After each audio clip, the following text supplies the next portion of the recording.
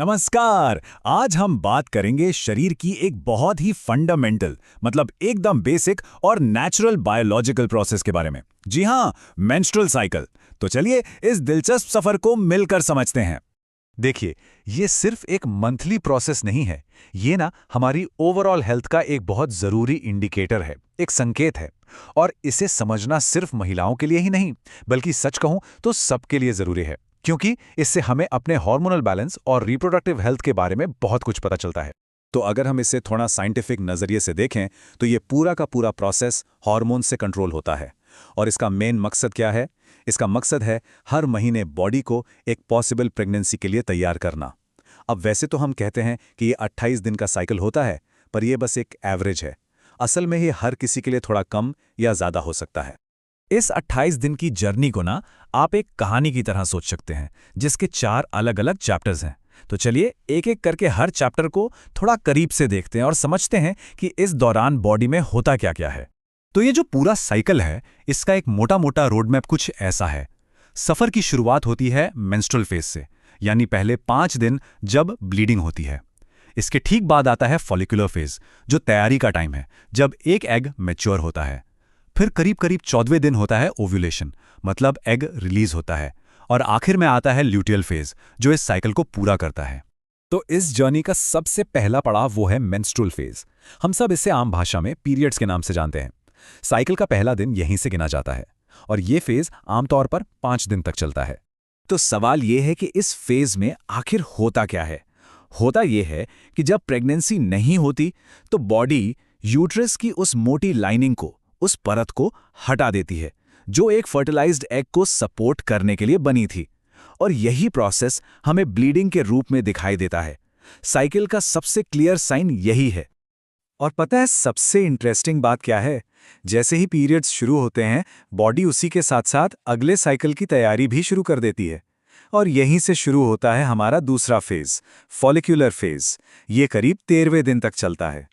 अच्छा, इस फेज को आप एक तरह से बॉडी का रीबिल्डिंग प्रोसेस समझ सकते हैं।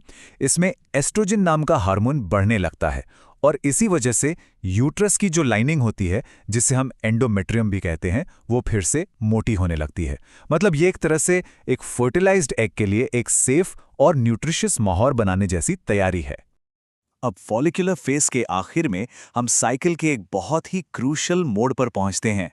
अगर हम एक टिपिकल 28 दिन के साइकिल की बात करें तो 14वां दिन वो सबसे खास होता है। इसी दिन होता है साइकिल का तीसरा और सबसे जरूरी फेज, जिसे कहते हैं ओव्यूलेशन। आप कह सकते हैं कि ये पूरे प्रोसेस का पीक पॉइंट है। और इसे ट्रिगर कौन करता है? एक हार्मोन जिसे ल्यूटिनाइजिंग हार्मोन या शॉर्ट में LH कहते हैं, जब वो बढ़ता है। तो ओव्यूलेशन मतलब वो पल जब ओवरी से एक मैच्योर एग रिलीज होके फैलोपियन ट्यूब में जाता है। और यही वो टाइम है जब प्रेगनेंसी के चांसेस सबसे ज्यादा होते हैं। क्यों? क्योंकि एग स्पर्म से फर्टिलाइज होने के लिए बिल्कुल तैयार होता है। अच्छा, तो एग रिलीज होने के बाद हमारी ये जर्नी अपने आखिरी फेज में एंटर करती है। इसे कहते हैं ल्यूटियल फेज। ये साइकिल के लगभग 15वें दिन से शुरू होता है और 28वें दिन तक चलता है। इस फेज को हम वेट एंड रीसेट फेज भी कह सकते हैं। इसमें क्या होता है? प्रोजेस्टेरॉन नाम का हार्मोन बढ़ जाता है। इसका काम है यूट्रस की लाइनिंग को मेंटेन करना, ताकि अगर प्रेगनेंसी हो तो उसे सपोर्ट मिल सके। लेकिन अगर एग फर्टिलाइज नहीं होता तो ये हार्मोन लेवल्स एकदम से गिर जाते हैं। ये बॉडी के लिए एक सिग्नल होता है कि भाई अब इस लाइनिंग की जरूरत नहीं है, और बस यहीं से एक नए साइकिल को शुरू करने की तैयारी होने लगती है। तो चलिए अब कुछ जरूरी नंबर्स पर नजर डालते हैं।